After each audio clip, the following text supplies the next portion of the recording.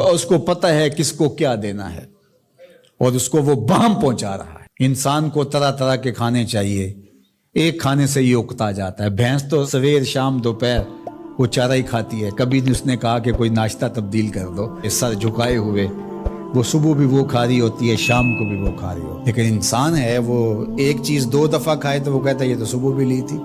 سواد کر ہی آئے جامع تغیر بھی ضروری ہے، کوئی رت ہو عمر بھر اچھی نہیں لگتی۔ اس کی طبیعت میں تنوع ہے، کبھی کہتا ہے کہ مجھے کھانے کے لیے میٹھا چاہیے، کبھی کہتا ہے مجھے نمکین چاہیے، کبھی کہتا ہے چٹکارے دار چاہیے، کبھی لحمیات کی آرزو ہوتی ہے، کبھی سبزیوں کی طرف اس کا دل مائل ہوتا ہے، کبھی کہتا ہے کہ نہیں آج میں نے یہ لینا ہے، آج میں نے وہ لینا ہے، اور میرے اللہ نے اس کے لیے سارے انتظام کر رکھے ہیں۔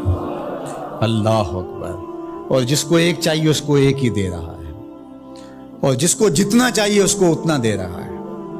ہمیں تو ہنڈیا کے لیے ½ کلو یا 1 پاؤ گوشت چاہیے ہوتا ہے، لیکن شیر کو میں نے افریقہ کے اندر لائیو ناشتے کرتے دیکھا ہے، اور وہ پورا ہرن جو ہے وہ ہڑپ کر جاتا ہے، اللہ روز اسے دیتا ہے۔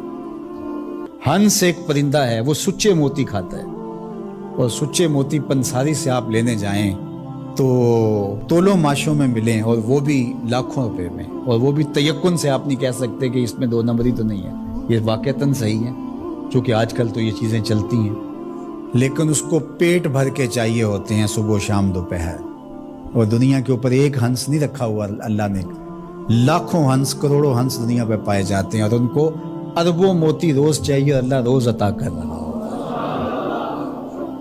تو یہ ہے اس کی ربوبیت، جس کو جو چاہیے وہ عطا کر رہا ہو۔ رب العالمین، تمام جہانوں کا پالنے والا ہے۔ رب کا معنی علماء نے یہ کیا ہے، حضرت عبداللہ ابن عباس فرماتے ہیں انہ مالک الدنیا وانہ مالک الاخرى، یہ دنیا کا بھی مالک ہے اور آخرت کا بھی مالک ہے۔ رب یہ صرف دنیا میں ہی نہیں، آخرت کے اندر بھی اس کے خانے کرم پہ لوگ پل رہے ہوں گے، اور دنیا میں بھی اس کے خانے کرم پہ لوگ پل رہے ہیں۔ اب عالم کیا ہے؟ ما سوی اللہ کو عالم کہتے ہیں۔ علماء نے اس پر بہت کچھ لکھا، لیکن حضرت وہب بن منبہ رضی اللہ تعالیٰ عنہ فرماتے ہیں کہ 18,000 عالم ہیں، ان میں سے ایک عالم یہ عالم دنیا ہے۔ بہت ساری چیزیں ہیں، ہماری انسان کی پہنچ ہی وہاں تک نہیں گئی۔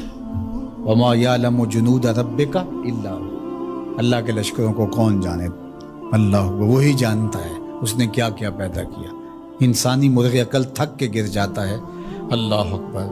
تو کہا رب العالمین، تمام جہانوں کا پالنے والا۔ اچھا، یہاں رب المسلمین نہیں کہا گیا، رب المطیعین نہیں کہا گیا، رب المتقین نہیں کہا گیا، صرف نیکوکاروں کا، اچھے لوگوں کا رب ہو۔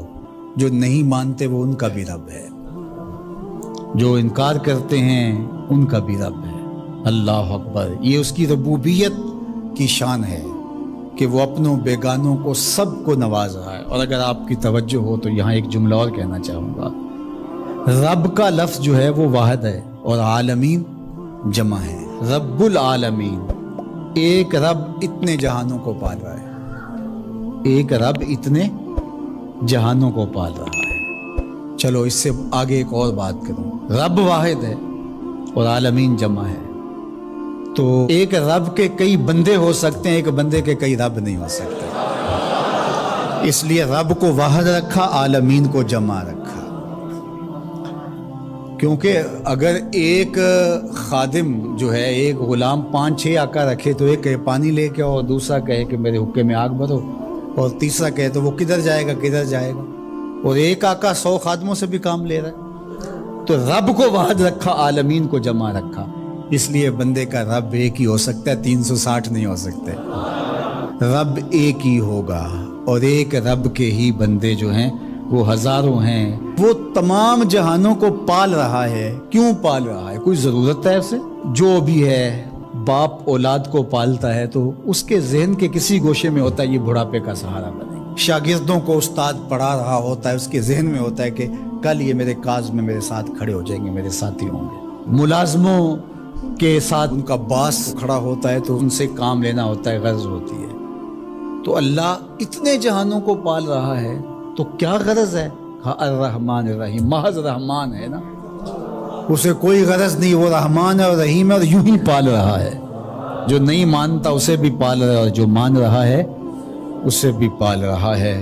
اللہ اکبر، وہ رحمان ہوا، وہ رحیم ہوا۔ ایسا نہیں ہوا کہ ایک بلی کو بہت زیادہ خوراک دے دی گئی اور وہ پھول پھول کے ہاتھی جتنی ہو گئی، اور ایسا کبھی نہیں ہوا کہ ایک ہاتھی کو خوراک کم ملی اور وہ چوہے جتنی رہ گئی۔ جس کی جو فطری استعداد ازلی جو اس نے خود مقرر کی ہوئی ہے، اس کے مطابق اس کی گروتھ ہوتی ہے اور اس کے مطابق اس کی تربیت کرنا ہے۔ خلاصہ ہے پورے قرآن کا سورہ الفاتحہ، جو سارے مضامین ہیں پورے قرآن میں وہ سمٹ کے سورہ فاتحہ کے اندر آ گئے ہیں۔ تو اس کا آغاز اللہ کی حمد سے ہو رہا ہے۔ الحمدللہ، تمام خوبیاں اللہ کے لیے۔ کسی کے اختیاری حسن پر، کسی کے اختیاری جمال پر جو ثنا کی جاتی ہے، ستائش کی جاتی ہے، اسے حمد کہا جاتا ہے۔ کچھ خوبیاں اختیاری نہیں ہوتی، غیر اختیاری ہوتی۔ اگر کسی کا رنگ سفید ہے، نقوش تیکھے ہیں اور اس کی آنکھیں نرگسی ہیں، اس کے دیگر اعضاء کا توازن بڑا اچھا ہے، تو یہ اس کا اپنا کمال نہیں ہے۔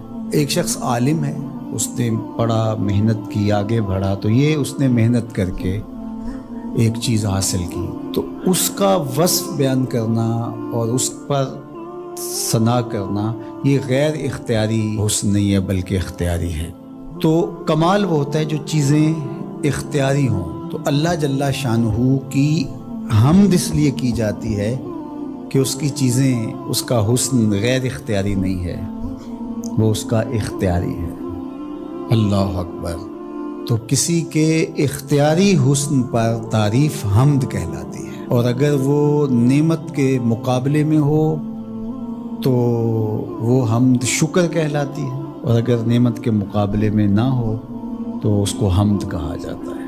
حضرت کعب احبار رضی اللہ تعالی عنہ فرماتے ہیں کہ الحمد کی تفسیر ثناء اللہ ہے، اللہ کی ثنا، اللہ کی تعریف۔ اور حضرت ضحاک بن مزاحم نے اس کا ترجمہ کیا ہے الحمدللہ رداء الرحمن، یہ رحمان کی چادر ہے۔ جس طرح چادر زینت دیتی ہے اور وقار کی علامت ہوتی ہے، اور اہل عرب کندھے کے اوپر چادر ڈال کر کے جو ہے وہ ایک خاص ان کی حیت ہوتی ہے۔ یہاں گرمی سردی سے بچاؤ کے لیے چادر لی جاتی ہے، لیکن عرب میں چادر جو ہے وہ زینت کے لیے لی جاتی ہے، اور وہ آپ نے دیکھا ہوگا کہ عرب علماء یہاں کندھے پہ چادر رکھتے ہیں، تو وہ زینت کے لیے ہوتی ہے، ضرورت کے لیے نہیں ہوتی۔ تو اس لیے یہاں جو رداء الرحمن کہا گیا ہے، تو الحمد رحمان کی زینت ہے، وقار کی چادر ہے۔ ثنا کی جتنی بھی قسمیں اور جتنی بھی صورتیں ہیں وہ اللہ کے لیے، وہ ڈائریکٹ تعریف کی جائے تب بھی اللہ کی، انڈائریکٹ تعریف کی جائے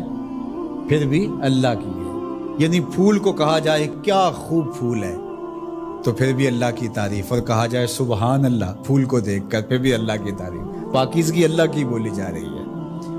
اور اگر اس کی درزوں کو، اس سے مہکتی نکلتی خوشبو کو، اس کے رنگوں کا جمال اور اس کی لطافت دیکھ کر کے کہ واہ کیا کھلا ہوا شگفتہ گلاب ہے، تو آپ گلاب کی تعریف کر رہے ہیں لیکن خالق گلاب کی تعریف کر رہے ہیں، یہ انڈائریکٹ تعریف۔ تو خوبی کی جتنی بھی صورتیں ہیں، چاہے وہ ڈائریکٹ ہو، چاہے وہ انڈائریکٹ ہو، چاہے وہ قولن ہو، رویتاً ہو، فعلاً ہو، جس طرح ہو، اللہ کے لیے ہے۔ اس کی تم کیوں خوبیاں بیان نہیں کرو گے؟ الحمدللہ رب العالمین، وہ تمام جہانوں کو پالنے